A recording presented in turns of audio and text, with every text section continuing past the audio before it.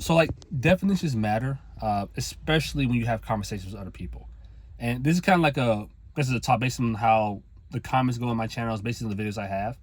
I don't think people, more specifically, I guess, for atheism, the burden of proof, no hypothesis, faith, belief, those words right there, or proof, evidence, all that stuff right there. And I think one thing I came to realize like a while ago, that I don't think a lot of people realize that everyone doesn't use your specific definitions.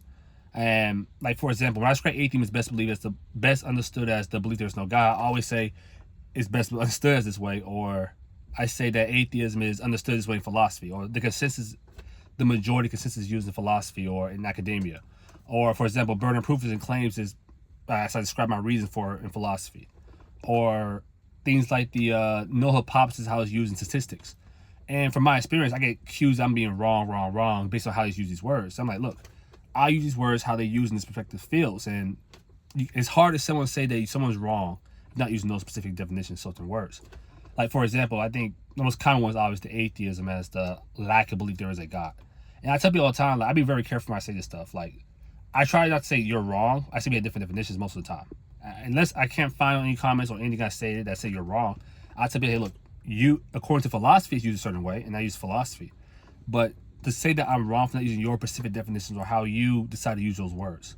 So, like, even the whole atheism as a lack of belief in a God, I ask people all the time, like, can we agree that this is your colloquial definition within your people groups? Or null hypothesis being the default position. I'm saying that, look, this is how you personally decide to use it, or your people groups or your colloquial group decides to use this term. And like, this is not how the word is commonly used for. So this is how I find to use this term and as it's commonly used as, or more specifically used as. Burden of proof, like I said, I explained that for multiple times in my videos. Beliefs and beliefs and faith, and people say, oh, beliefs and faith has no evidence. I'm like, I don't know if that's your definition to describe how these words are.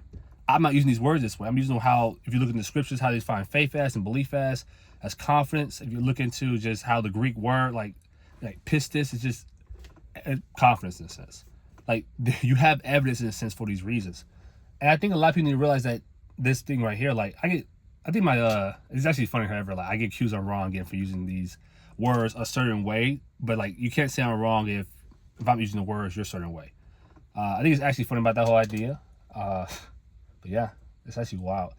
I think the channel, I think it's funny because I think I talked about this 18 stuff for about maybe March. I think it was March, maybe May, March, probably March. I forget. It's a good bit. I didn't check my channel right now, but it's funny how those videos work. Like, those videos are the most disliked videos on my channel, but they get the most views because people just like, they assume how, like, a title, like, for example, I think, for example, one of my titles is that atheism cannot be understood as things like atheism cannot be understood as just the lack of belief in a God. And people will misunderstand what that title means anyway. But it's funny because people use that title and try to argue, say, "Oh, I define atheism that," or the commenter say, "Oh no, he uses atheism not how I use it, so he's wrong." I'm like, my God, I explain how this is used in philosophy. I explain how it's best understood as this term based on the reasons I give, because you create all this extra stuff and it's confusing.